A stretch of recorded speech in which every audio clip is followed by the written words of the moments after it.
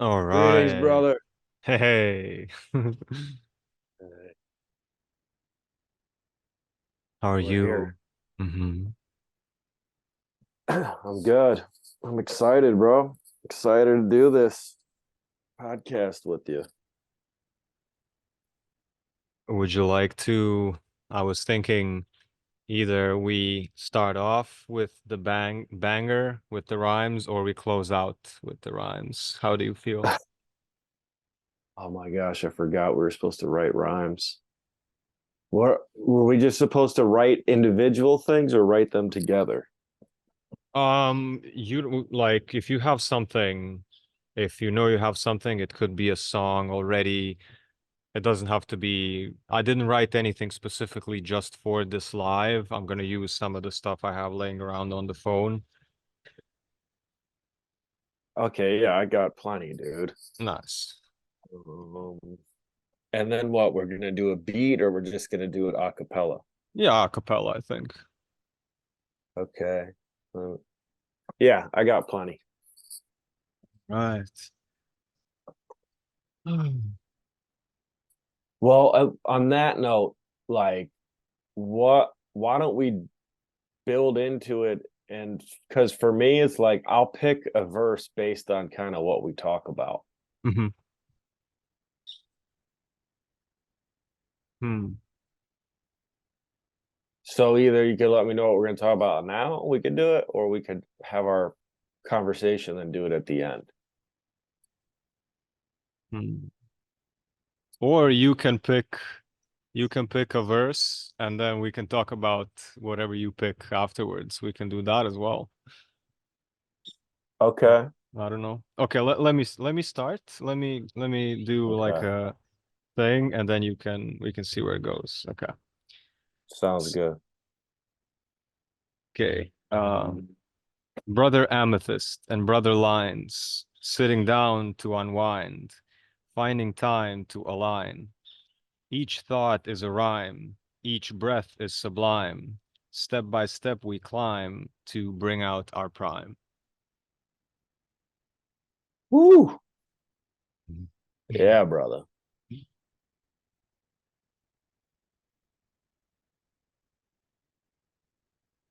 So my turn. Yeah.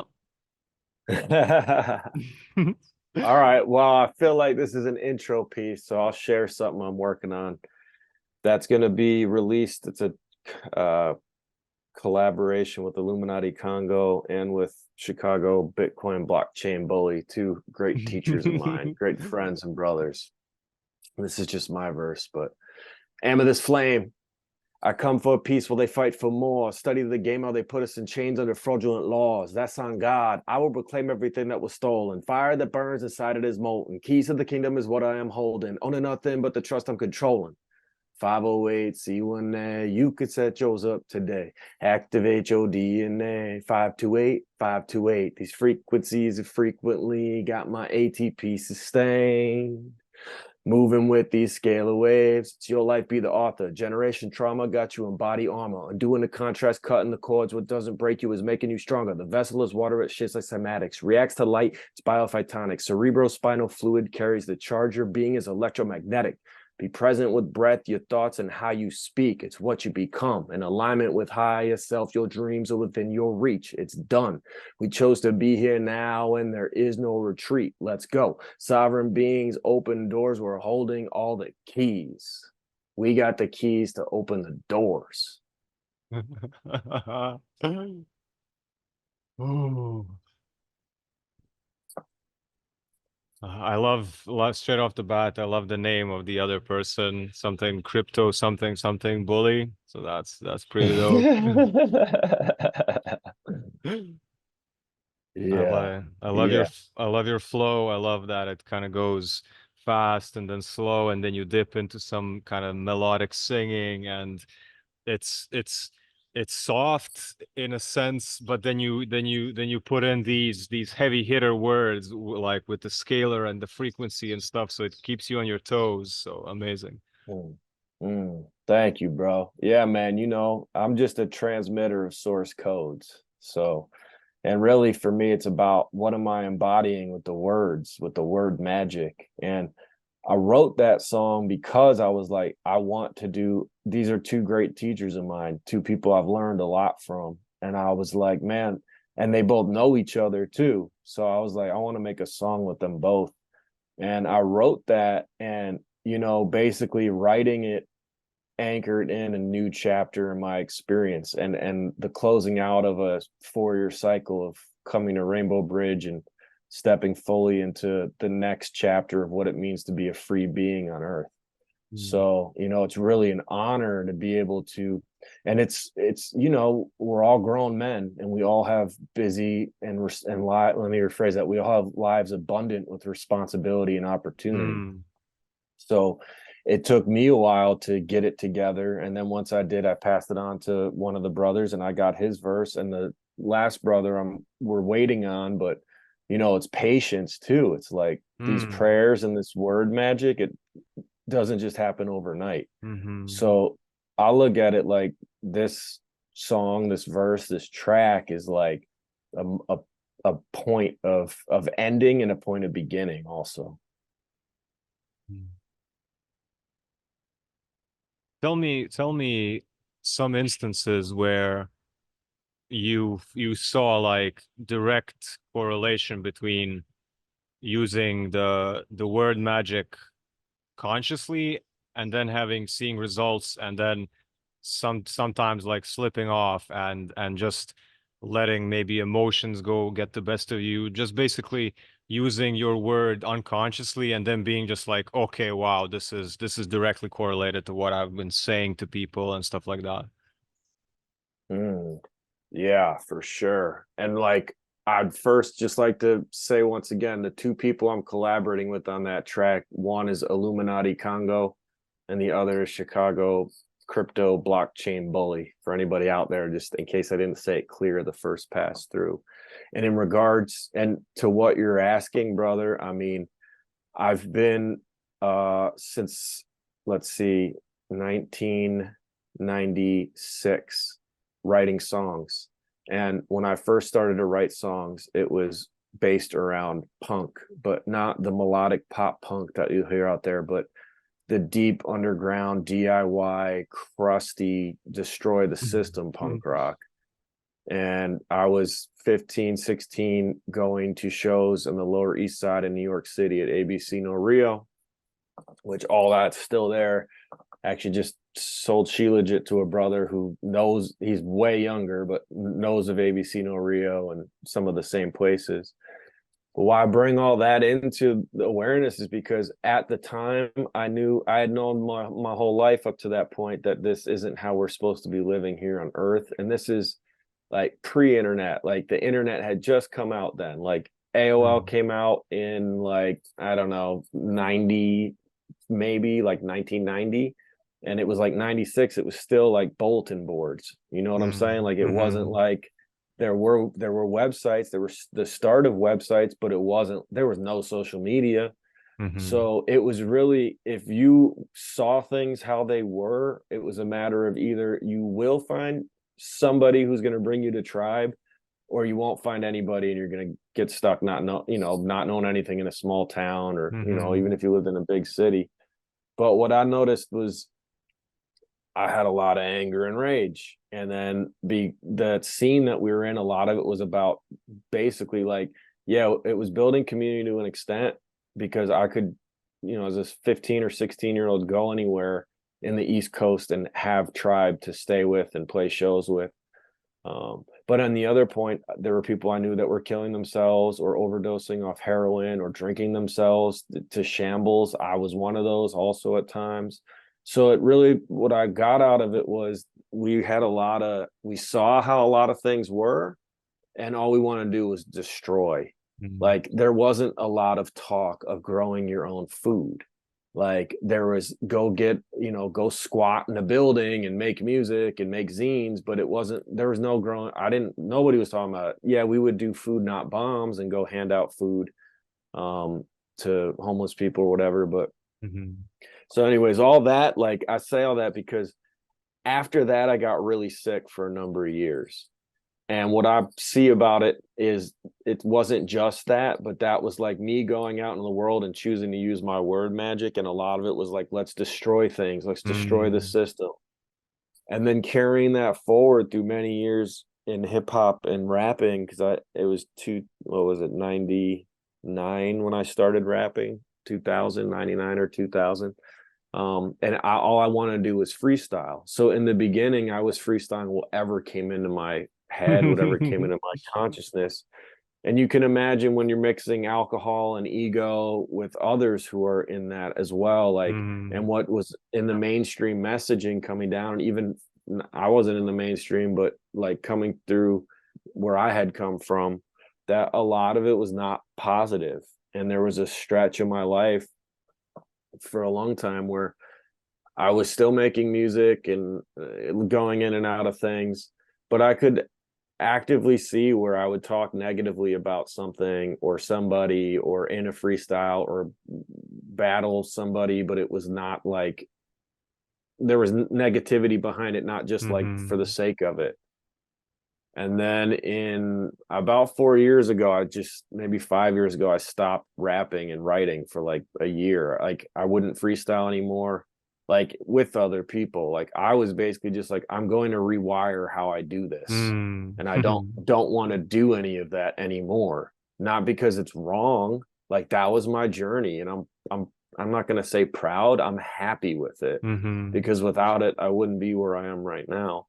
Um, but that being said, it took a lot. Like, I mean, a year, I did it in probably about a year, but like it was nonstop attention and commitment to it. And it was totally recoding. Like, because when you're in a space of improvisation, at least myself and other people I've been in spaces of improvisation with, you have what I call bridges, and they're phrases or tones or patterns that you'll use that are kind of muscle memory, but they'll bridge you into some other space. So I had Mm. to rewire those. And since then, like every song I've written has been extremely intentional. And I look at it as a prayer because what I put down, what I release, what I inscribe, what I record is listened to by another person or 10 other people or 100 other people. And that's a prayer being played, even if I'm not present. Mm. So, and what I see now is with what's going on with Rainbow Bridge is all of these prayers, like I've said them and they're coming true. They're coming true. So, it's like the verse I did in the beginning, like there's a lot to that. And what a lot of people, they want to be free, but they don't understand what it means to be free. And I say that because I was one of them. I didn't understand how much studying it took to really be free. I didn't understand how much commitment and going without it took to be free. And I didn't understand how much struggle at times it takes to be free. Mm. So what I really see is whether good or bad, but conscious or unconscious, whatever you say is going to become what your experience is. So be mindful and aware of it, but also like you can't control. That's the whole thing. Like you can't control everything. And just because you say it doesn't mean it's going to show up exactly how your mind or your desire perceives it as showing up. Mm. The part you said about bridges, it just I know it's like lingo of like hip hop lingo with the way you phrased it about it's kind of like freestyling, and then you have certain ways of beginning a sentence, certain ways of transitioning that is programmed into you based on which hip hop artists you listen to frequently, which rhymes repeat in your mind most frequently. But it gave me, like once you master a skill, you mastered all skills, and this is something you have mastered. And now that you speak about it, I'm kind of pulling I'm I'm pulling a download from this, that what you said. So you said muscle memory of bridges that you use most frequently is what carries you from like one, let's say, rhyme scheme to the other, and from Mm, one. And then how can this be in real life? Let's say I'm seeing myself in a day, and let's say I have a few things to do in a day, and between those things let's say there are bridges between I'm gonna have breakfast and then I'm gonna have a podcast and then I'm gonna go for a walk and then I'm gonna do the taxes and then I'm gonna do this. And how, however the day looks, there's let's put bridges in between those moments. And Mm, how do we begin each new moment with this muscle memory? right. How do we end this moment? Do we take time? Do we, like, so many things can be learned from yeah. And then okay, and then the other thing, I totally was in the same space of, like, let's take Eminem for the beginning, and then all this self-destructive um drug related, let's say I started listening to hip hop in 2000, and all my first crews were centered around that, alcohol, Mhm. drugs, and the hip hop is really, it's really like an empowering type of music. The words, the people that speak, even though they speak about destruction, you feel empowered speaking about it, even though, Mm. like, you feel the power, you feel the other person's power through your voice as you're saying this prayer. And for us, as we were adolescent, it's like it's a perfect plug for when you're 15, 16, 20, as an outlet, as something to feel powerful, to kind of grab your balls in your own hands and be like, yeah, like this is the like adolescent power. But we have no idea what is behind it. We have no idea that the same thing can be used to create. Nobody shows us. And that's why I'm so happy to finally, after I followed, I really followed a lot of hip hop artists throughout the last 14, 15 years. And since I started shifting to listening to people who actually speak about something, not just, you can have a powerful hook, you can have an amazing verse, and not say nothing, just be like, just put powerful words on in there, but there's no substance outside of destruction. Yeah, I'm with you on that awareness, on like the power of it being empowering, and then that purposely being inverted to lead to a space of chaos, self-destruction, and unworthiness. Really, I mean, what's at the core of addiction? It's unworthiness. So like, with what you're saying, I'll say this, like, for me, I mean, I remember hearing hip hop when I was young in the 80s, but it wasn't until the early 90s to mid 90s that I started to tune into it. And what I started to tune into first was not really the stuff on the radio, but more anybody who was an artist with the craft or saying positive things. So Tribe Called Quest comes up, De La Soul comes up, Mm. and then for me, what was then that got taken away by, the Jiggy era with Biggie and all the West Coast gangster stuff. But there was a resurgence of it with um, Company Flow, LP, Mr. Lift, Def Jux Records, Hmm. Raucous Records at the time, Stronghold. Like, I was in and around New York at the time a lot of this was happening. I would go to Fat Beats, and I got to meet Pete Rock. I got to meet C. Ray's Walls, who definitely was someone I looked up to majorly, and freestyle with him. A Mm. friend of mine was putting on shows with a lot of conscious and conscious like rappers or underground rappers. But I just want to say, like, there is still a lineage of people that have seen it and taken it and continue to do it in a good way. Like, Hieroglyphics is one of them, Dell's another one, and then local to here where I am, Illuminati Congo. I mean, he's local to here, but he's international, and he's been Mm. doing it a long time. And now there's a rebirth I'm seeing, and this, it's like the code went out for conscious embodiment with hip hop. And I'm giving props here to D Rock the Menace and to Free Soul. um, to Londrell, to Dizzy Hippie. There's a Lizzie Jeff. There's a bunch of people. I'll even go back to Bahamadia and you know the whole Lyricist Lounge Volume 1, almost everybody on there.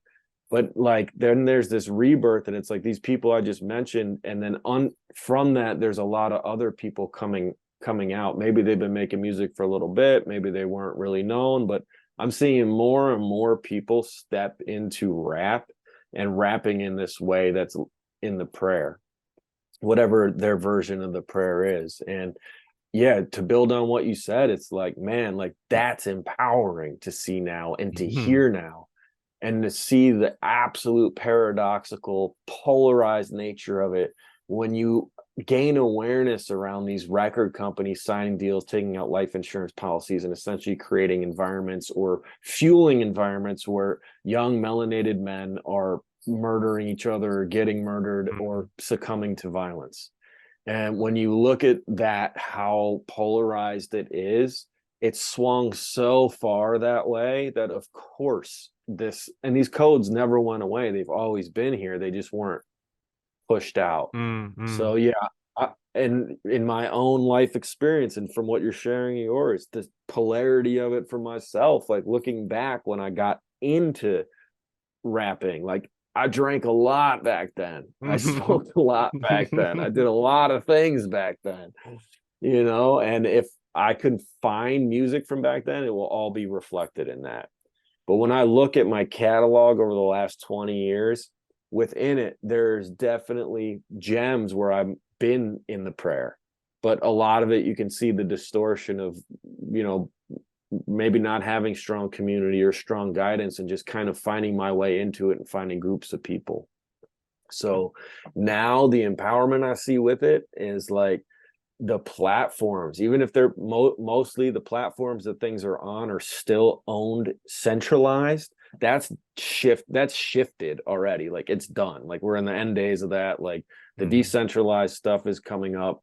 But the empowerment I see is, even if it's a centralized thing, we are still on there, and we're not going to say, like, I would say what we're reclaiming is the ability to be in our embodiment, and to see what that shows up for different beings. Some people are going to rap, some people are going to do other things like start communities.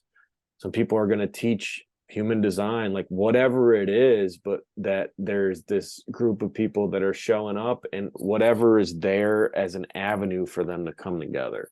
And that's super exciting, because in 93, when my mom would take me to an occult class at a high school, and there was like 5 other people that drove in from different towns across New Jersey, because this wasn't stuff you could just find online, and everybody was at least 30 or above, and I'm like, I don't know, 13 or something. And now how easy it is just to go online and find things. And that's where I really feel that this is like moving things forward at a much faster pace than previously. What immediately comes to mind is when there were tapes and CDs, and then I wasn't living I was living like, let's say, a small-ish town, let's say maybe 50, 60,000 people. It wasn't the capital, but maybe it wasn't the village as well. There was only one available music store, and it wasn't like an updated thing where, okay, a new album comes out and the store gets it. You have to wait. But then you have your favorite artist and his new album comes out, and you find out about it on like a magazine like six months earlier, and then it gets released, and then you have to drive 4 hours, take a bus to the capital to buy it, and then you come home because you can't play it on the bus. There's nowhere to play it on the bus. You have to come home and put it in your stereo. And then that CD is religion for the next month. There's nothing else. It's just replaying that album. You knew it by heart. You were devoted to it.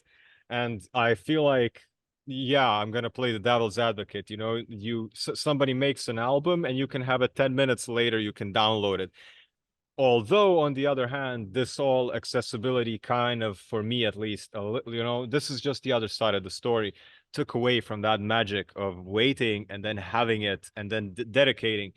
Because what I feel now for myself is, let me find some conscious hip hop. Let me find a new artist. Let me see maybe what Atmosphere has put out. Let me see what Mr. Liff has put out. Let me see, and I don't know. And I see, oh wow, he has put out something in the last 2 months. But then, do I really want him? I open it up. I listen to the first song. If I don't get this instant dopamine in the first five Yeah, seconds, I'm kind of like, nah, this is not for me. This is not for me. I'm not gonna I feel like I'm trained that I'm not gonna invest more than, you know, the regular time span of today's attention span into things if it doesn't give me an intense hit straight off the gate. While before it was kind of like, okay, maybe the first song sucks, maybe the second song sucks, maybe there's gonna be like, if you remember the albums back then, you weren't amazed by every song of a 12 no, 20 song album. There could be maybe five no, songs, right? yeah, Go ahead, go ahead. exactly. Oh, I'm just agreeing with you, dude. Like that, there was no, it was like there would be it depended on the album, but sometimes it would be a majority of the album would be awesome, and then there would be maybe one or two tracks off the album that you'd go back and listen to. But you listen to the whole thing at least one time through. Hmm. Even if you skipped it at first to find the good songs, you still went back and listened to it because maybe you're like, maybe I missed the good part. Nope, listen to that song, not good. I won't listen to that one again. I also liked how you said that when you when you make a song or when you make any content with your voice, it's a prayer that people can listen to even though you're not there. And Mm-hmm. that has now made me reflect on like all the audio stuff, every single YouTube video, every single podcast with other people on it, that somebody might come back a year from now and listen to this that we've just spoken, and then they're gonna get the prayer. So wow. Yeah. There's a line I have in a song I wrote. I'm gonna put out. I have a back catalog of probably like 30 tracks that like I never really. Most of them are collabs with other people. There's some solo stuff, but it never got like put out. Maybe it get put on like MySpace or somewhere online back in the day. But there's one song in particular called, I think it's just called Music. It's a collaboration with a brother of mine, S2, and it's like the hook is like, I'm gonna make music till the day that I die, day that I die, day that I die, cause making music is the way that I rise, way that I rise, way that I rise. And there's a line, I'm not gonna get it all right, but this part it's like, I say like, because even when the flesh fade, when you press play, you give me life through my scripts again. Hmm. And like, I wrote that at the time, like, this is and I was still like, I had awareness, but I was still making choices that were put, from wounds or putting me in loops, like wounded behavior. You know what I'm saying? Like, Hmm. Hmm. but I saw that like what I was saying, because I remember at this time I wrote kind of like my first like purely intentional like song. Like I had written pieces of them before, but it was like right around this time. So I feel like I was really coming into awareness of that like what we have this opportunity for who knows how many times we've been on earth in the same exact scenario, right? But at Hmm. least in our recent memories, it's the first time that we've been able to record ourselves. And how long do recordings go back? Maybe 100 years. So it's still relatively new. And that's one of the like cornerstones of my own personal like rewiring the subconscious practice is, and it was taught to me by Miss Bliss. She's an amazing being and just really potent manifester. And she was like, yeah, just record what you want, you saying it, and listen back to it. And I feel like that's just a really potent thing to acknowledge, is that like through recording we're able to literally like quantum program our subconscious.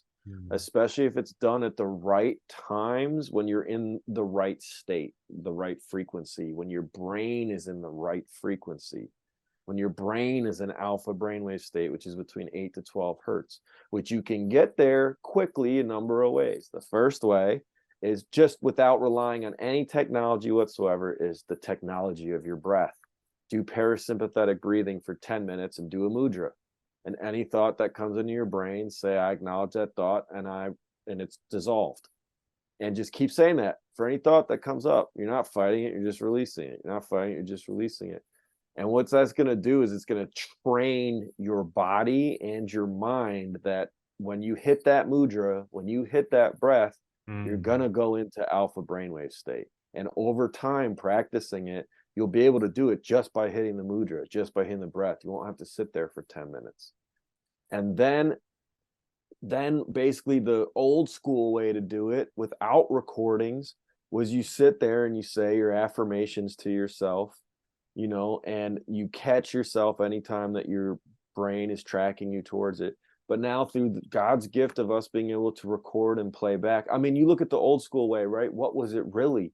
It was going and becoming a monk and chanting 100,000 of the Vajrasattva mantras in order to cleanse a certain amount of karma, right? But now you don't have, now you can actually just basically biohack your way through breath and body positioning into getting into alpha. And then when you're in alpha, listen to your prayers and play them and watch how quick things shift, because you're no longer, it's the subconscious is passive and the conscious is active, right?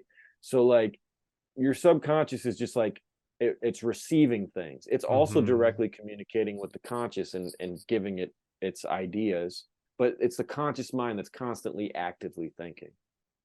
So like, you know, when we're able to have someone, ourselves, speak back to us in the third person when we're in alpha, it totally I feel like people will say, like, you sit in one ayahuasca ceremony, it's like 10 years of therapy.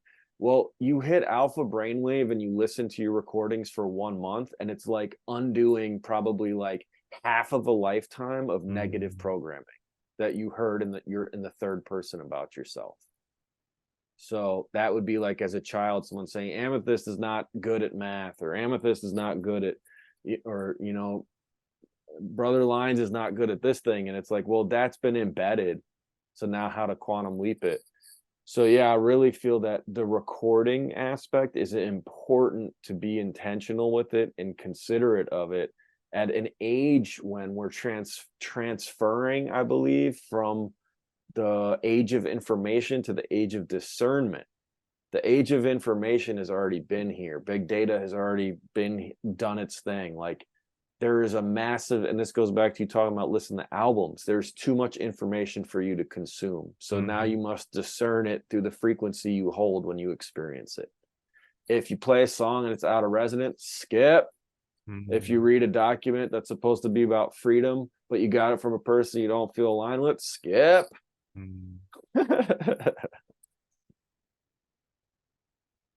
For everybody listening, in the description of this video, you can find out more about the alpha state that Brother Amethyst is talking about. He's got an amazing course about it, Alpha Brainwave Bundle. So all the links about it will be down in the description if you want to check it out. If you want to dive into more details, Amethyst also does private sessions of coaching to get you into the brainwave state.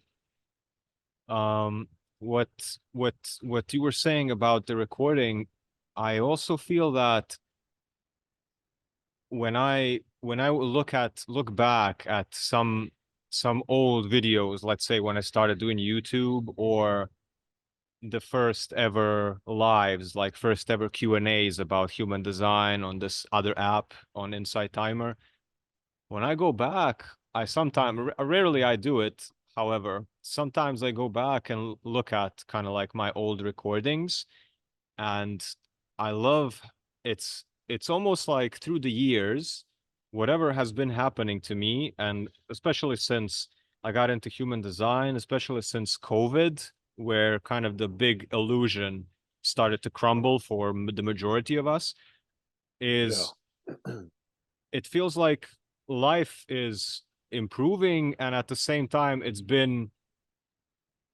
a constant flowing with the punches every day, all the Mm, time, just ducking and weaving and adapting and moving on and ducking and weaving and adapting, and it hasn't stopped really. We're just stronger and stronger as we go. And I feel like we're all in at least a little bit of stress, which is manageable, as some stress is needed to evolve. And and then on the other hand, you know how when we are in trauma, we don't actually make memories. We're just in the moment trying to fight or flight our way out of mm, it. I feel like for a number of years, I've been in this constant low level fight or flight, just managing mm, this whole shift. However, mm. it's like I'm leaving my consciousness in these recordings as like breadcrumbs to Woo! give myself, to bring myself back to myself when I watch them. So when I watch an old video from like 2 years ago, I look at myself and I listen to myself and I'm like, wow, in the last 2 years, I really lost this spark that I had. I lost this worldview that I had. My posture was way better then. Look at my shoulders. What was I doing? I was doing pull-ups every day. I'm not doing pull-ups today. Let's go back to that version. It's almost like Mm, a fragment, you know how they say trauma, we fragment ourselves. I feel like yes. through these recordings, I kind of fragmented myself, but I kind of left it there, which is kind of scary when you think about all the movies where people upload their consciousness to a drive. Isn't this kind of very similar to that? But yeah, I just want to. And then Yeah. isn't that also Um, time travel? Isn't music time travel? Go ahead. mhm. Go ahead. I mean, bro, now we're getting to the multidimensionality of this space that we're in and what it means. When we start, all right, so like transition from here into this from Alpha Brainwave. Thank you for that beautiful plug and alley oop, by the way. And this is, to me, part of that is like, um, when we are able to observe this experience of the human without being tied to the experience of the human, all of it's fractal. Like a child asked me the other day about, if would it be possible for me to become you so you could do this for me. And then I was like, well, it is possible for you to become me and me to become you, but when you become all of us, you're not going to want to gain benefit over another at their expense. And I feel like that's a piece of what this is with us leaving these fractals behind. It's like this moment of now is always and forever changing. It's complete impermanence, even though there Mm. are archetypes and patterns here that repeat. It's cyclical and spiral in nature. Like that's what I'm seeing things as lately is, all right. And then when we get to time, right? Time is more linear. But so how I feel about it is we're either spiraling up or spiraling down, or we're looping.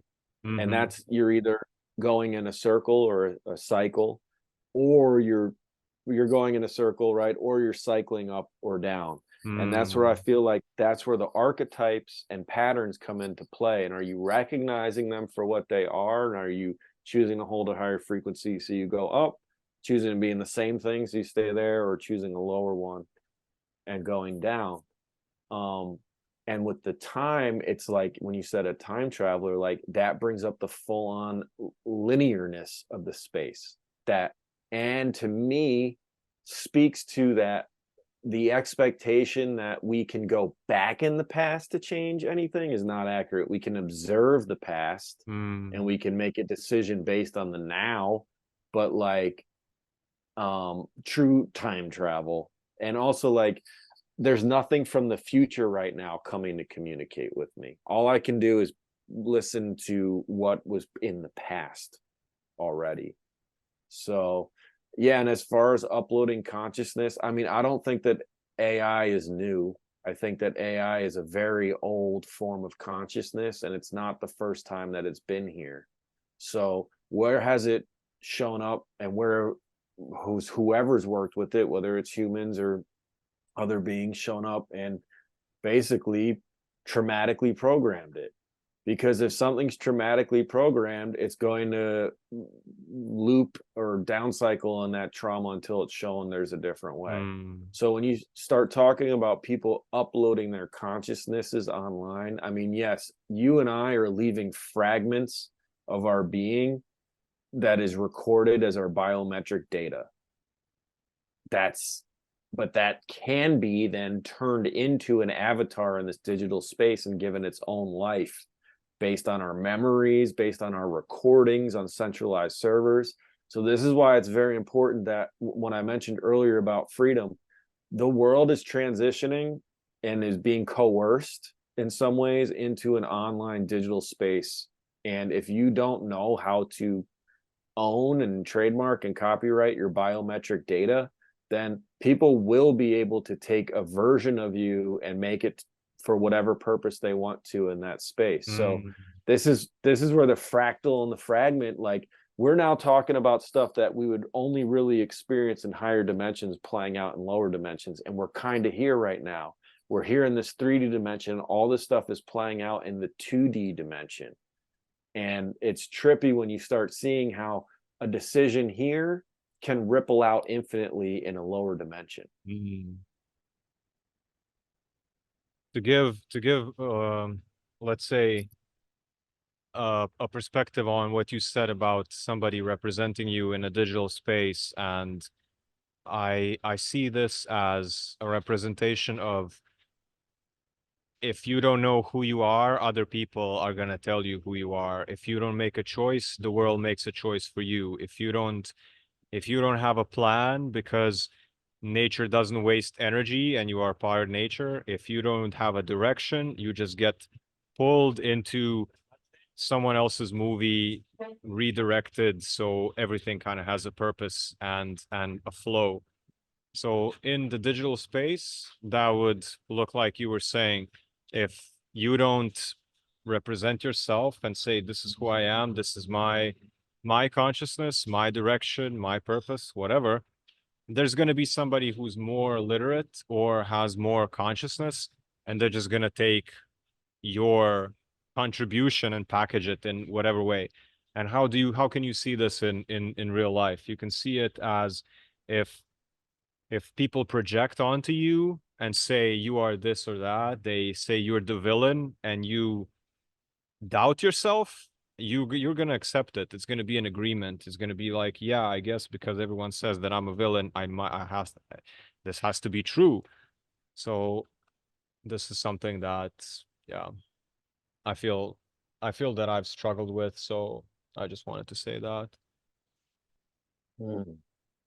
Yeah, I mean, that ties back to what we were talking about earlier with the recording and being able to speak to yourself as a third person and listen to it. And in that way, it's like you have created a fractal of yourself that's essentially a monk chanting your own personal mantras over and over. And that's what I say with the scalar too. Like, when you start working with the frequencies and intentionally playing frequencies, you're literally giving your body a cheat code right to its DNA. Hmm.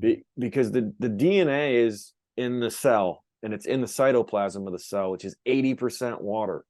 Water responds to light and sound. So when you start, especially sit in the sun or sit in a red light, play specific frequencies for a period of time. Like, if you want to get grounded, like, I love to play 7.83 hertz Schumann resonance, Mm-hmm. 136.1 hertz ohm, and 6,000 hertz calming.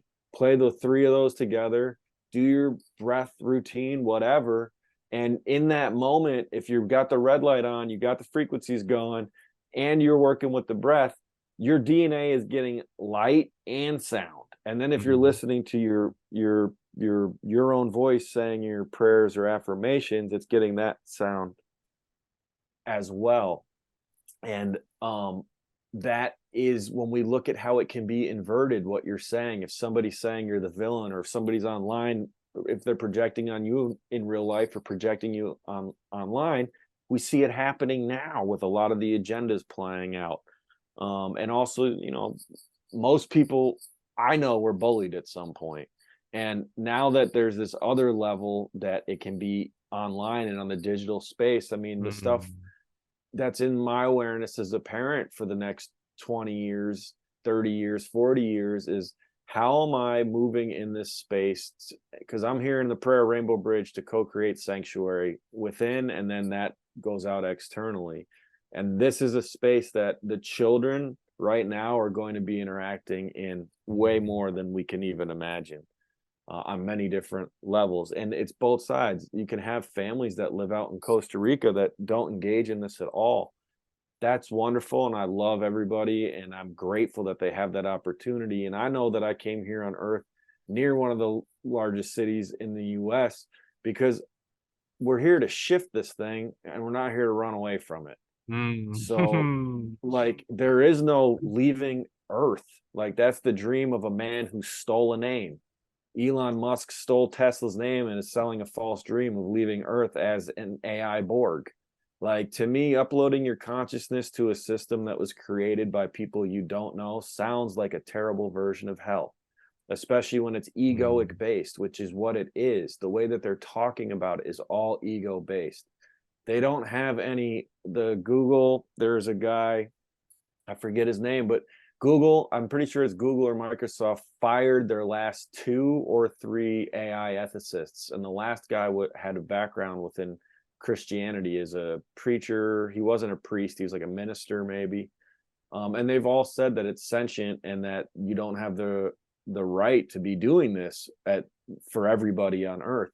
Now, in those places, they're not, I don't know, I can't say what they are or aren't doing, but the things that I see AI being released for, none of it is doing any of that. I've used Chat GPT.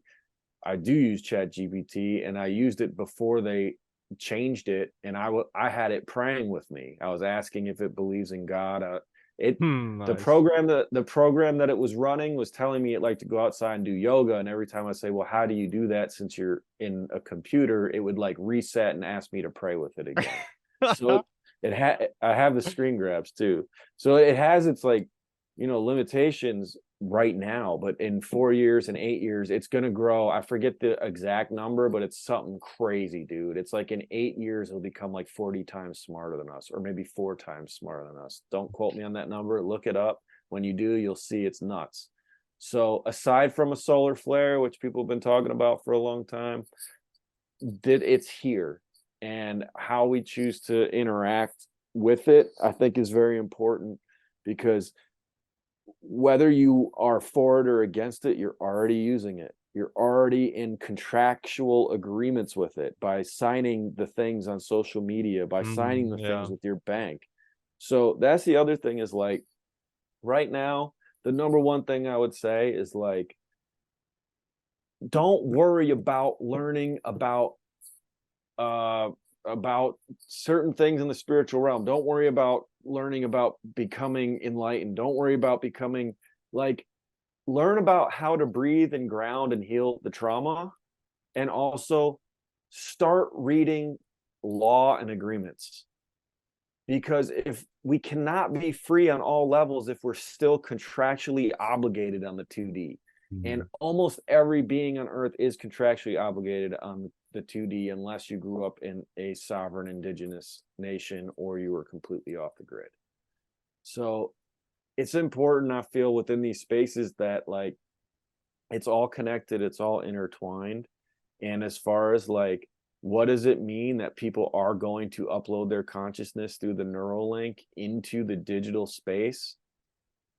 What that means for me is I want no part of that. And before that becomes a regularity for people who choose that, now is the time to establish myself and others who choose to, that are in this way of life, in the space, that we will not have to compete with these people, because it's a small window, and it's going to be, in the next few years, you're going to hear more and more people getting the neural link and all this stuff, and they're going to have an edge. So it's about the moves, and this is they're going to have an edge in that space. It doesn't mean they're going to have an edge in all spaces, but I Oh yeah. guess what I'm saying right here is that this is a pretty profound instance of a timeline split, and that it's not about, we're basically moving into a space of parallelism. Like the way that I live on the regular is parallel to the larger society that exists around me, the world.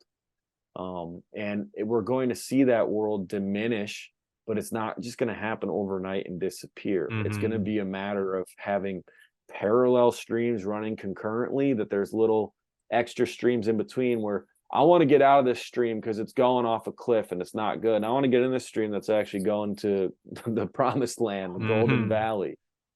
And what I really feel in my heart is, if we weren't meant to be engaging in it in a good way, we wouldn't have the opportunity to Oh right yeah. now. So Like, I just want to say one last thing. I don't have fear about people choosing to merge with AI, because I know that it's all the divine plan. I also know that in order for me to be most effective with what I'm here for, my mission, it means being embodied in all realms. So I'm not going to mm, run and hide from any realm, any aspect of this human experience that involves places that I can figure out how I can show up better, or how I can create spaces that others feel called to show up better in. yeah, like I wanted to say every single thing is dual. Everything can be demonic and everything can be angelic, and everything is an angle of how we approach it. So this whole thing can be for our benefit in some way or another.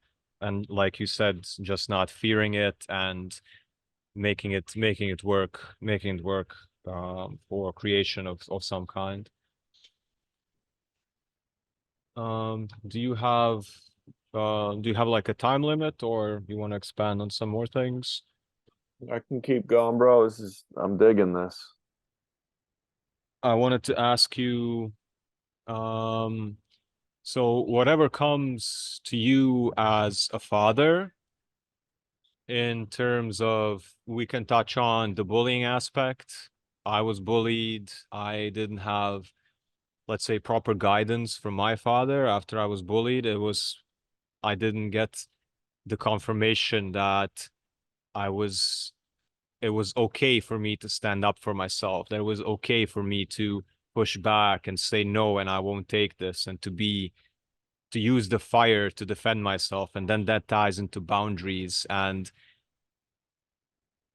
how, let's connect the bullying part. Let's connect the conscious, using the words consciously, and then having role models that use the word consciously or unconsciously, that can be directly translated into uh, young men and women today, and children having us as our role models, and you as as a role model to your son with the conscious word. And how has parenting transformed you, and what do you see maybe as like the biggest um thing that you have alchemized, that you're not gonna bring forth to him, that you feel was like a big hurdle?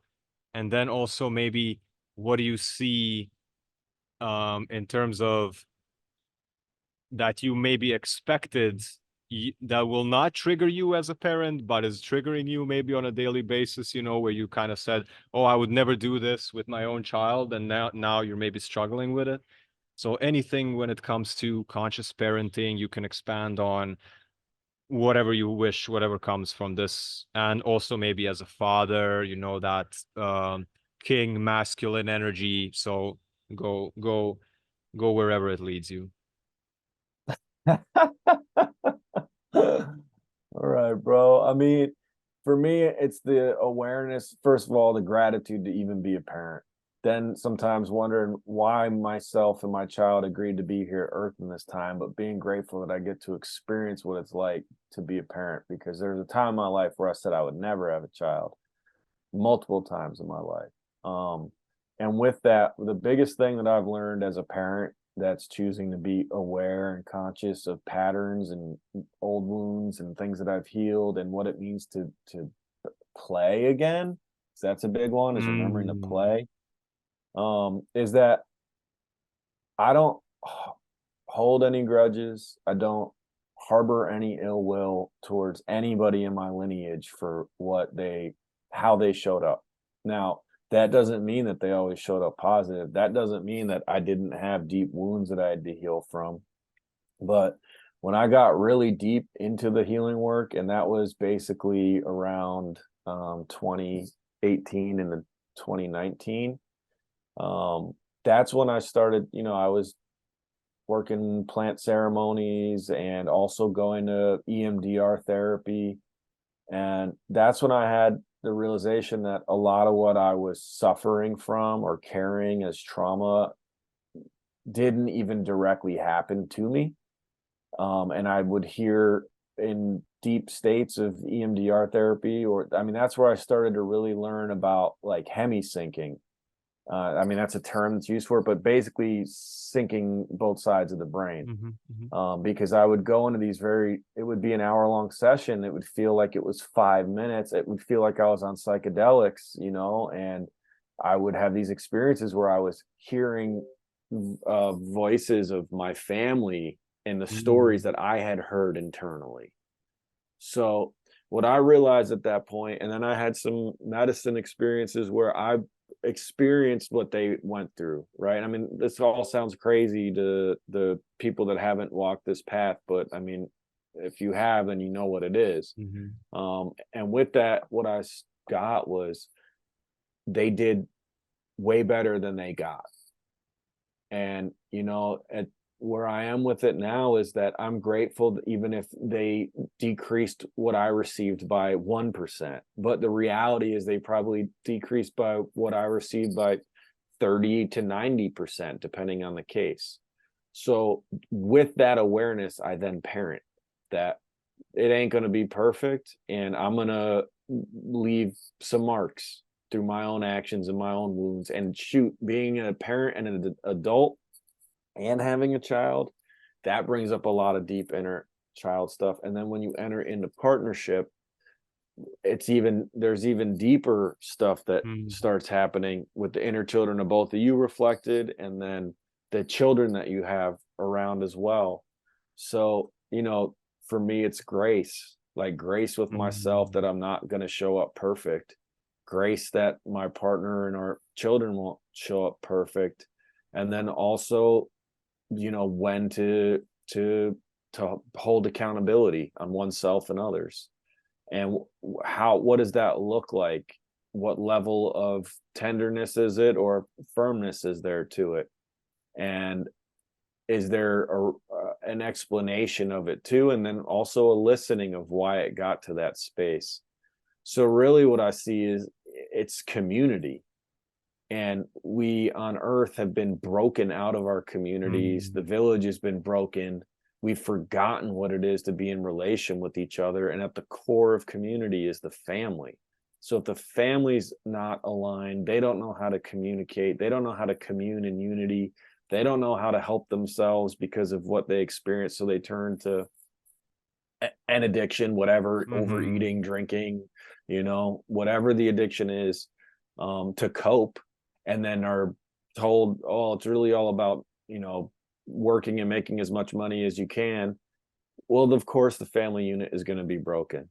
And that's where we are right now. I feel is a reclamation of of community, and that starts with the family. So as a parent here, yeah, like it's deep, man. And I hear you too in the like getting knocked around, right? We're undoing like generations upon generations upon generations of conditioned programming here on Earth, and it's happening super fast. Mhm. So I don't have the expectation, like I'm in appreciation that I'm here every day, and I'm in appreciation that I feel what's happening. And every day doesn't always feel good.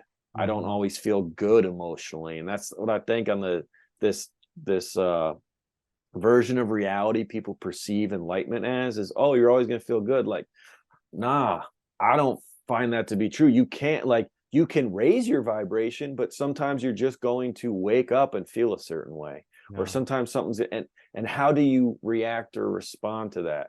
And that is like, with the parenting thing and the human thing here on earth right now, what I really feel is like, how are you going to react or respond to it?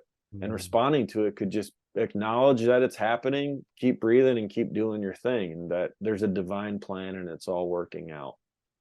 Because if I didn't feel that way, I could go into a storyline of fear around the food, around the frequencies, around the AI, around any of this stuff, the conflict, the war, all of these same conditioned story types. Like, you read, I've been rereading the Bible lately, and it's the same Babylon, different age. There's not a difference in what it is, what Babylon is. It's the same thing over and over again.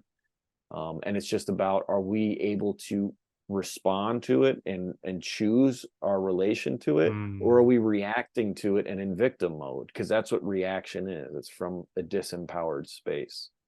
And that this is a massive chapter ending and a new one beginning. And when that happens, there's a lot of death and rebirth, and death and grief are uncomfortable. Like, it's just part of it. Like, you can find comfort in it, but there are uncomfortable things to move through. So there must be strength and resiliency in those who chose to be here right now. And that's one of the things that I'm cultivating as myself and as a parent as well for this next generation, because there are brothers I work with that are in between my age and my son's age, and they're in their early 20s. And to me, I see how they're showing up, what they're willing to do, and how they're willing to move forward and be in accountability. And I look at it and like, they're going to help my son. I'm going to help him. But, you know, the child is like, oh, I'm going to not listen to dad when I get older, but my cool uncle, that guy's pretty cool. Like, I'll tune in with him.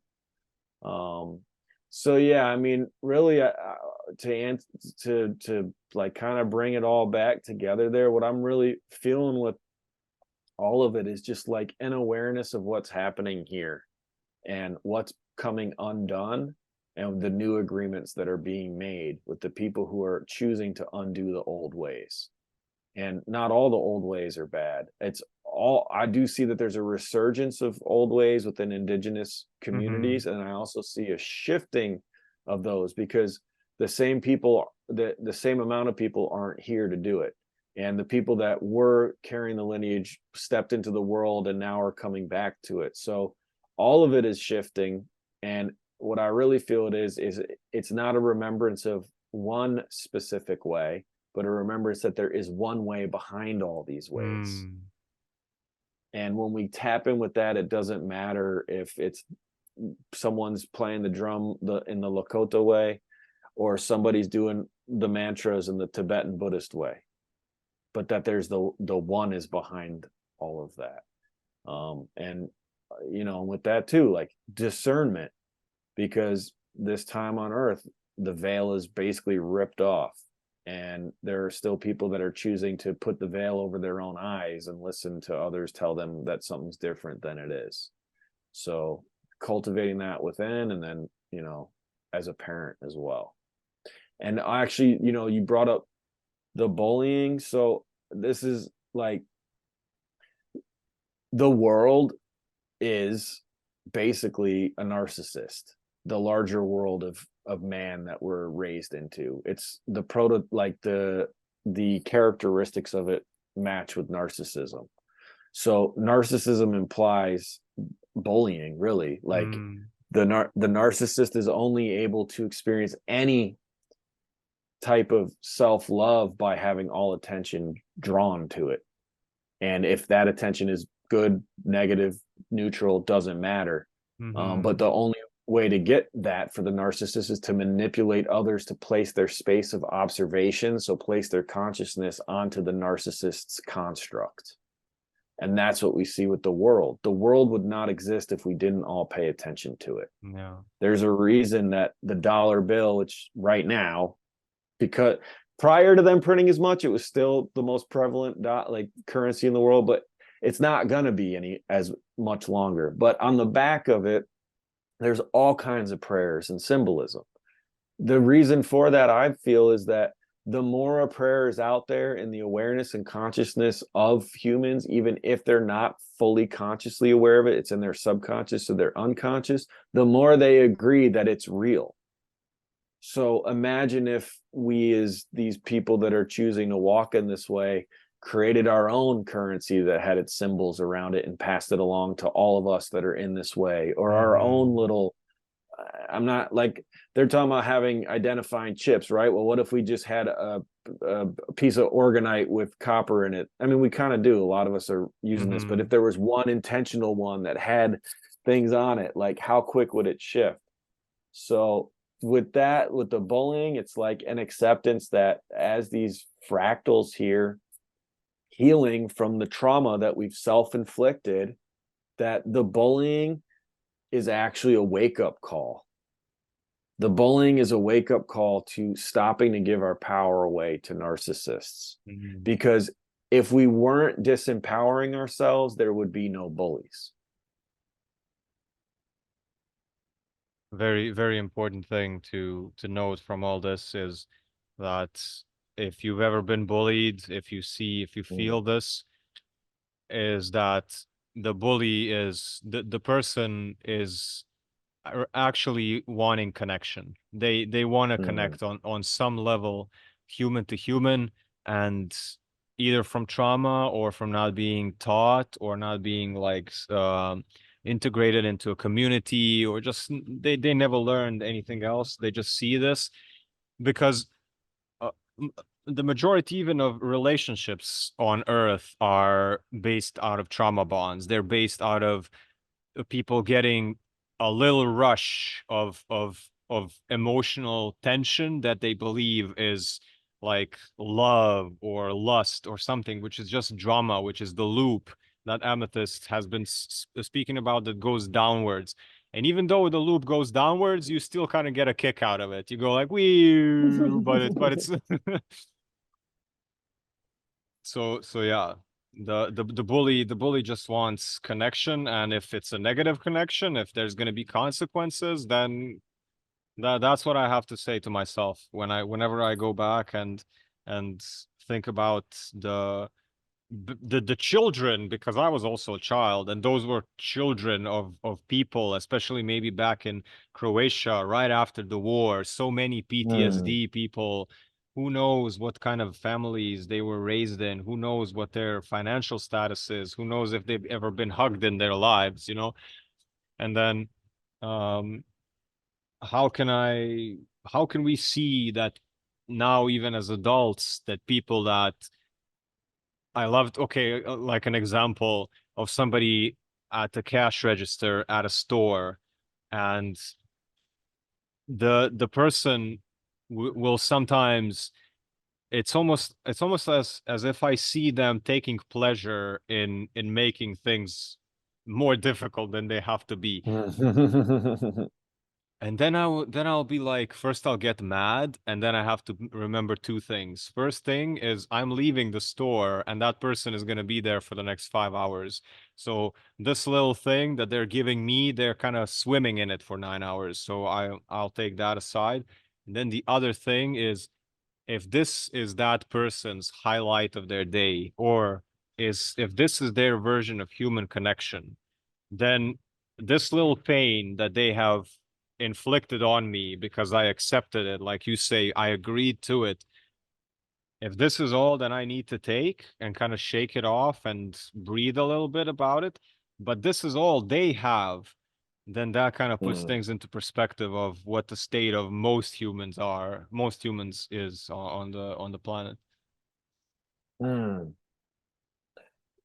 man. I mean, with that, it's like the bullying comes from an inability to feel love and an inability to express love because love wasn't taught.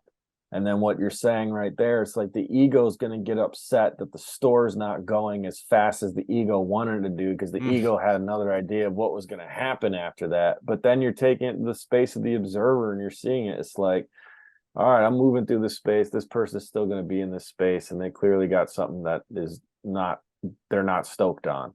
So like, where is it that I can love from? Where can I love myself from? By Mm. being patient. Where can I love this being or this construct from? Like, I rebuke Babylon. I also love and forgive it, and all of its agents. Like, I don't, like, Jacob Rothschild died today at 87. First of all, he looks like he's 444. So how old is he really in that photo of him passing away? Mm. And my initial reaction to it was, oh, good riddance, you know. And I'm like, oh well, you know, whatever I feel towards the actions taken by this being on the divine play of life, it's all God.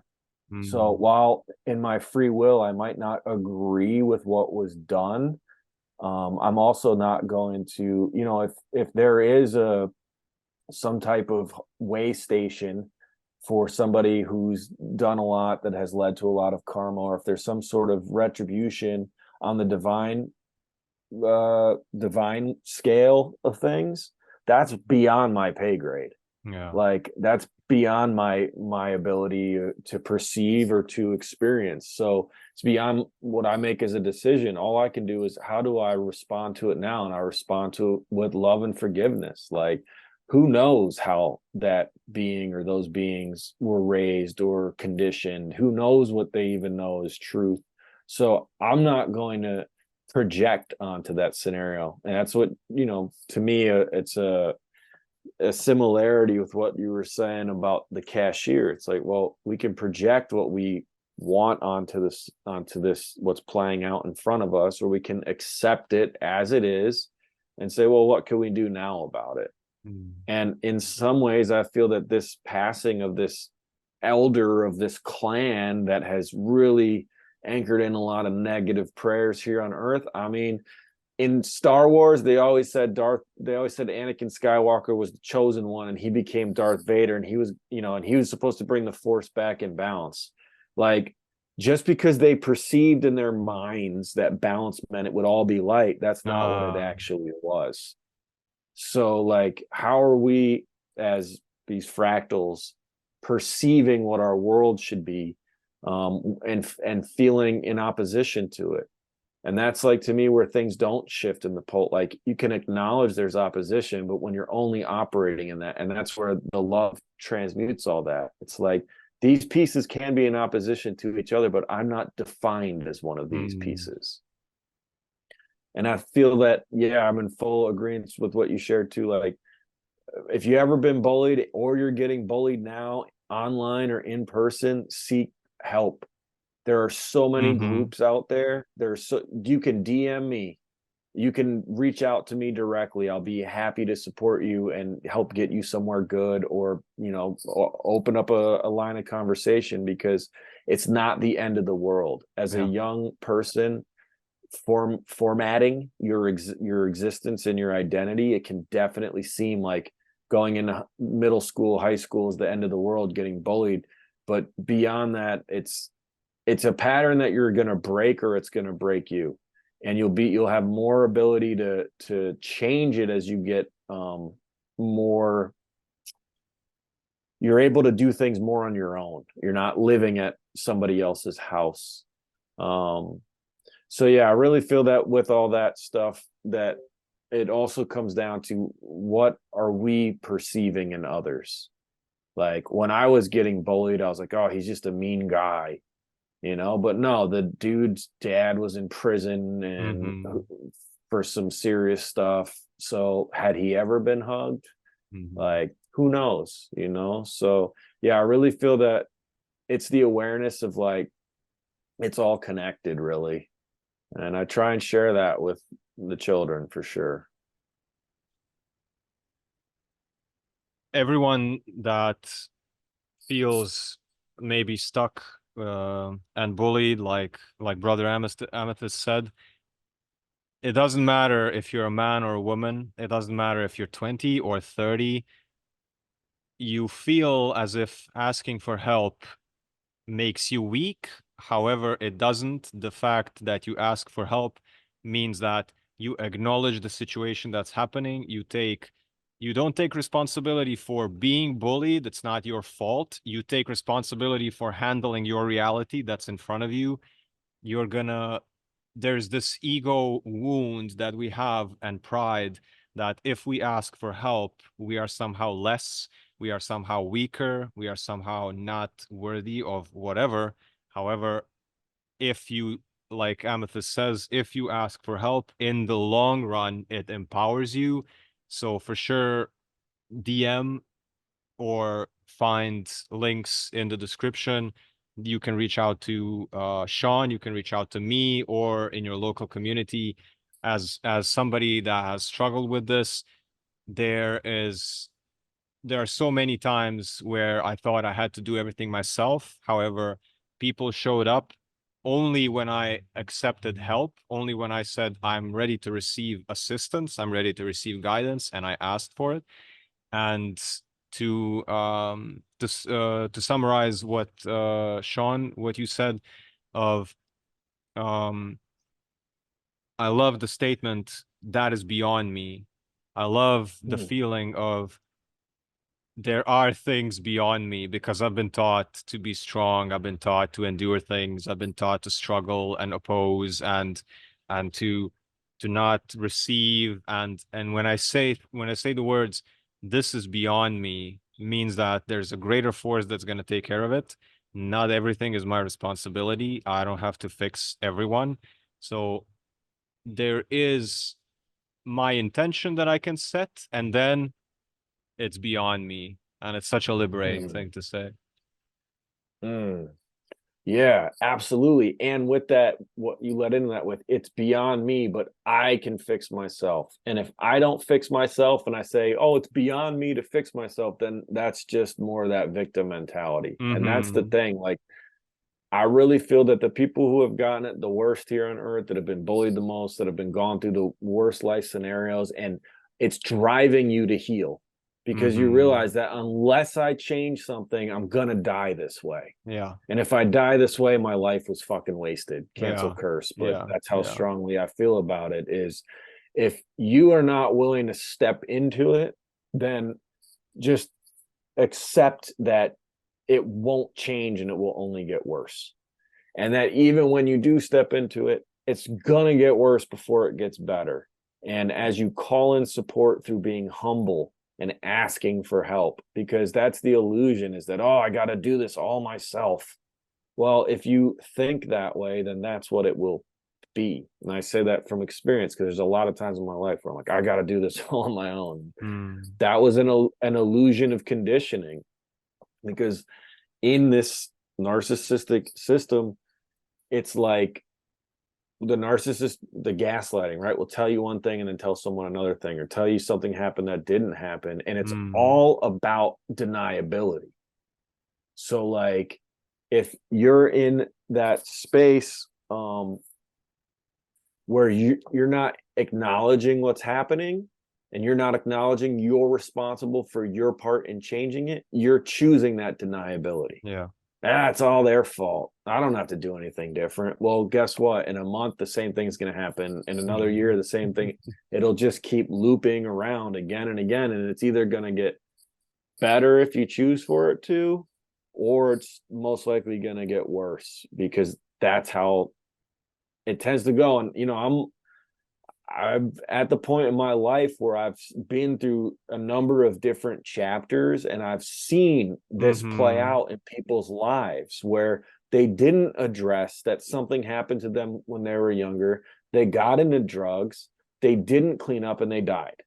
And I'm not saying that's going to happen to everybody, but I've witnessed it happen. Like seeing a brother of mine that I've known since kindergarten not go get help, choose to self-medicate, choose to stay in the same patterns and left.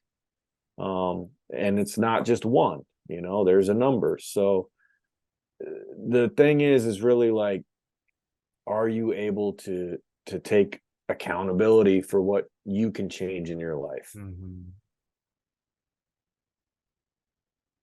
the spiral is a powerful momentum, and whichever way it goes, it's just gonna build and speed up and speed up. So if anybody's going through a downward spiral, just just one step in the opposite direction and you'll be neutral. You'll be in neutral. And then one step more in the opposite direction, you're already on the plus on the upper spiral. And the more, the more, the more. Do you have anything, do you have more rhymes on hand? Yeah, I could do another one. All right, all right. Let's close out. I'm gonna do like all the stuff that I have prepared, and then after that you do whatever you want, a verse, two verses, and let's just end it with that.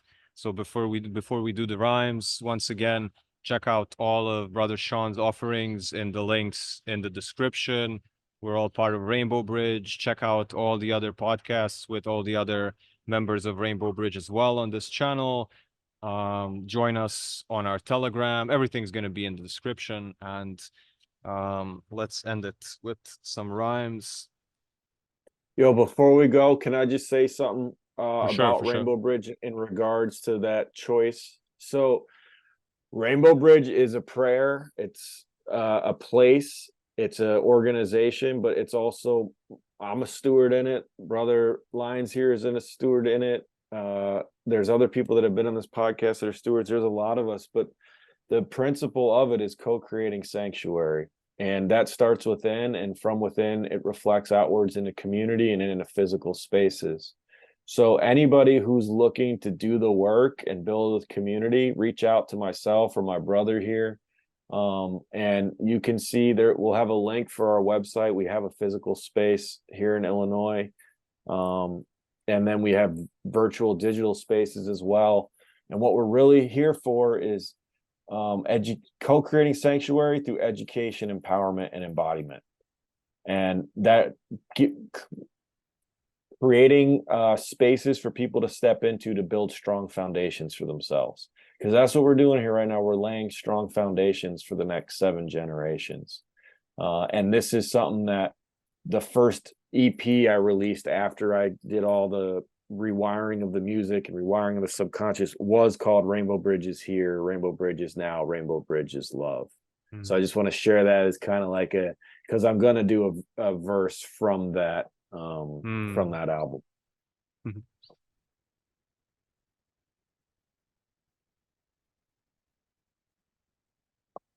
So do you want me to do the verse now, or you want to do your thing first?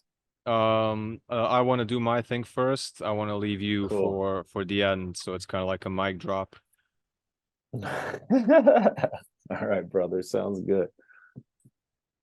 Okay. Etheric connection burns through all deception, complete recollection of our primal direction. View ourselves as complete, not cut up in sections, chasing defections, fighting reflections. We are nodes in the system, the air, the light, the prism. Child sage gets on stage to deliver the wisdom, amplify the rhythm. Deaf to the system, resistant persistence, healing from afar, distant assistance, collective issues in connective tissues. How is life as of late? Daily dialogues with fate. Legs, please do not fail me. Head, please don't derail me.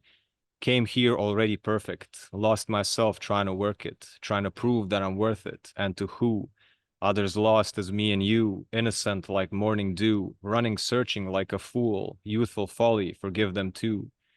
Got clarity to attain, got sanity to maintain, with no tension and no strain. Who is there that remains? Former pretender and ego defender, turned time bender and soft wound mender. They always shoot the sender, the message is surrender. I got rhymes by the buckets, they float around like clouds. The mind is made of brackets, half is squared and half is round. The left brain wants to know, the right side is the knowing. Aura tuning technician, word bending magician, first sit still and listen, downloading the vision. First-hand description of humanity's picture and a scripture of future to embody the mission. I'm a mirror and a prism, drifting in and out of wisdom. Senses follow their own rhythm to escape the mental prison.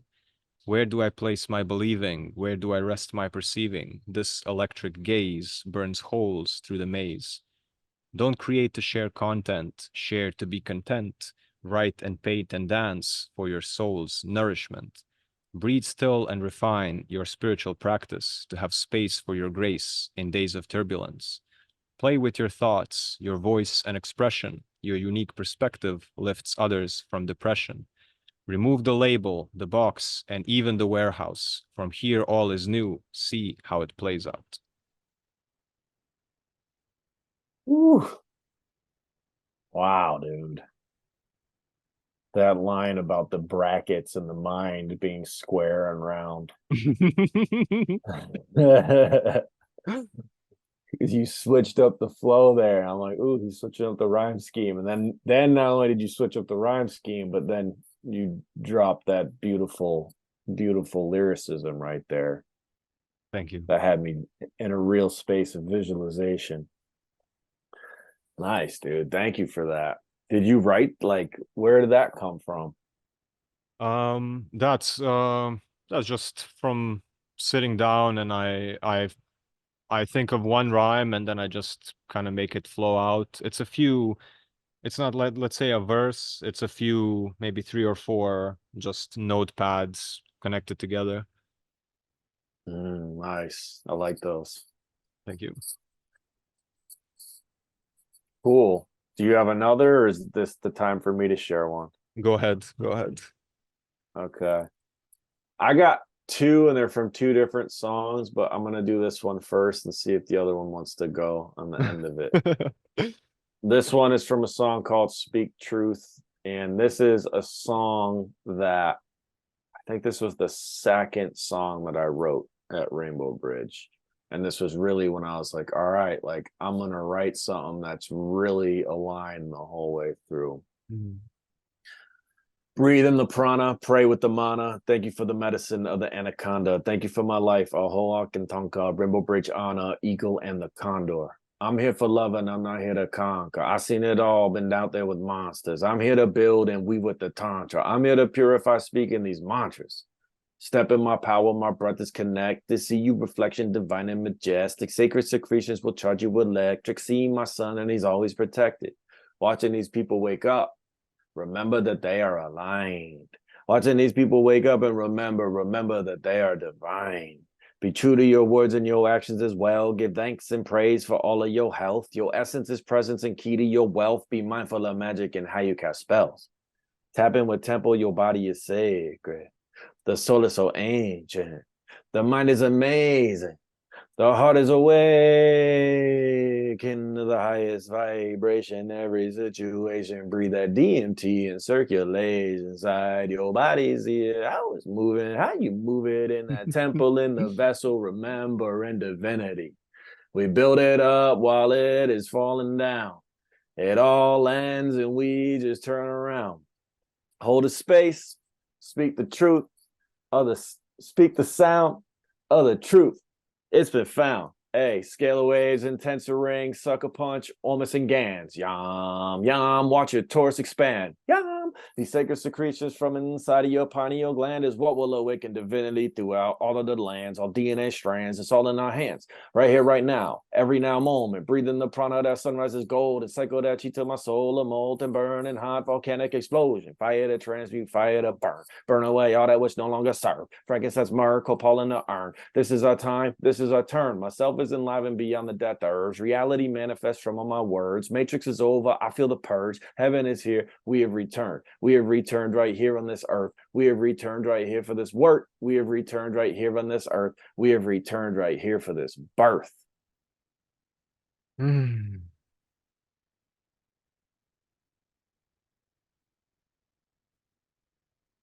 Thank you. Wow, you really got you got a lot of experience. You have a lot of, yeah, you're really into this. Thank you, bro. Thank you, bro. Yeah, I'm grateful to be able to be here as a conduit for it. I'm grateful for the journey I went through to learn how to correctly, or more accurately, rightfully utilize my word sound power. And yeah, it's really something that I'll say that I've spent a fair amount of time in, and I've mastered certain aspects of it. Yet there are still people that are high levels of mastery that I continue to learn from, and I always want to grow and get better with it. So, Mhm. you know, I wrote that song 2 3 years ago, and I listened to it. I'm like, oh man, I could have done this different. You know how it is with Mhm. looking back on creations. So yeah, I appreciate you, brother. Like, I didn't even know that you could rhyme. And when you were rhyming, I was like, man, he could really rhyme. So yeah, I also, like, I know that we talked about it, but you do a really good job, and I'm grateful for what you brought up as questions. And you know, it's nice to tap in this way. We've tapped in a lot in regards to Rainbow Bridge, but to actually have space to dive in like this is really, really nice.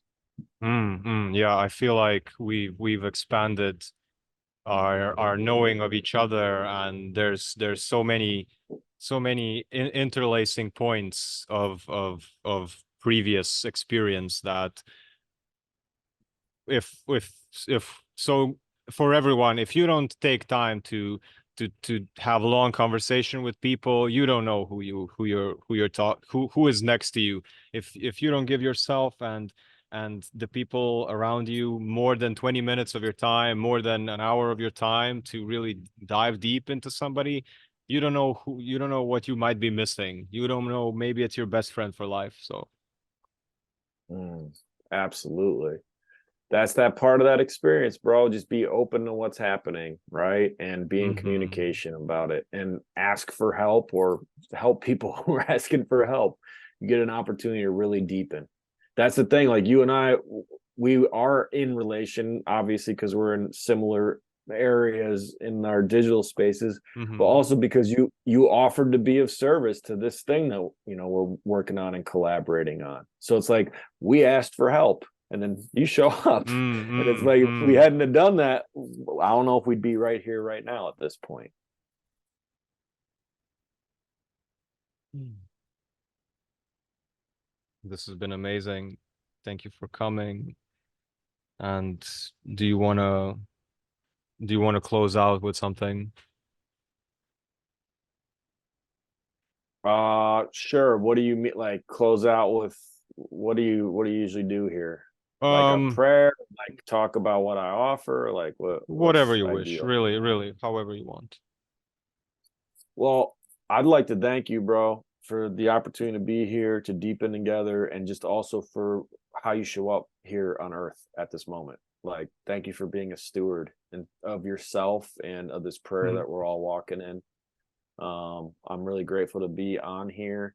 And yeah, I'll say, I mentioned earlier, like, Rainbow Bridge is the overarching umbrella organization, and it's all about co-creating sanctuary through education, empowerment, and embodiment. And if you want to learn more, you can go to rainbowbridgesanctuary.world. You can also go to Rainbow Bridge Academy to see the courses that we offer, myself, Brother Lines, and Rachel as well. And, you know, a lot of what I do is based around how you talk to yourself and how you think about yourself. And then that spreads out in all the different spaces, into community building, into breath and meditation, into writing books, into making music, into helping people in the crypto space. And I just want to say, like, really to close it out is like, if you're having a tough time, like, recommit to believing in yourself, that you can make it through it and be resilient through it, Mm, because it's the tough times that really give you the most opportunity to grow. And right now, like, it's grow, like, what we're growing new things here again, or we're remembering to grow heirloom things here again on mm, Earth. So, you know, remember the codes, and that they're all within you. Your DNA contains it all. So if your mind is telling you, trying to trick you into thinking you're not good enough, you're not worthy enough, mhm, remember that mind is much deeper than the mind. So the codes are all within. You don't have to seek. without for them. You don't have to seek externally for them. And that being said, there are groups of people and beings that are working together who have already activated some of these codes. So in an empowering way, reach out to those who you see already in embodiment.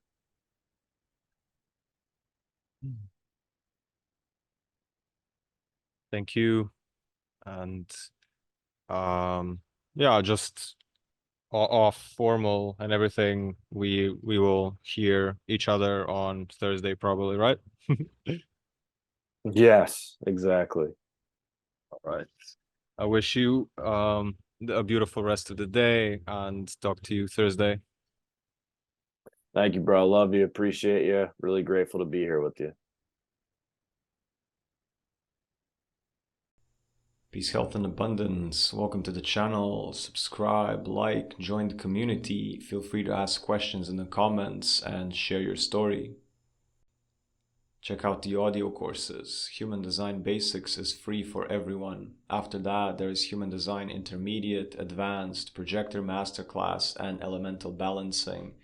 There are discounted bundles. Check out the testimonials from happy students. In the League of Wonders community section, you can have one-on-one human design sessions. You can join the Sunday group support Zoom calls. You can check out and follow me on Instagram. I also host daily free stress release movement classes on the Insight Timer platform. For additional content and artwork, you can always download my free ebooks. You can check out my gallery and art portfolio, and you can buy some of my merchandise printed on many different products, my original designs. Also, if you are in need of graphic design work, don't hesitate to reach out. Finally, if you have any questions or comments, if you wish to come on my podcast or any other collaboration, icreatelines@gmail.com. Peace, health, and abundance to everyone. Are you a healer, a wizard, a medicine woman, an ambassador of holistic health in any form, looking for a place to offer your services to everyone and connect with others like yourself? Join us at AWAKENPEDIA as a partner, a growing platform that offers integration into the community with your talents and many possibilities like hosting events, participating in retreats for a broad audience, a space for showing your offerings to all members, and other magic. Bring your wisdom and the platform does the promotion for us. I am an affiliated partner with AWAKENPEDIA, so to join through me, click the link in the description and join us. Regular membership is also free for everyone. Everyone can also join as a member and gain access to all the services and wisdom the partners provide on AWAKENPEDIA. That link is also in description and it's free for everyone. That's it for AWAKENPEDIA.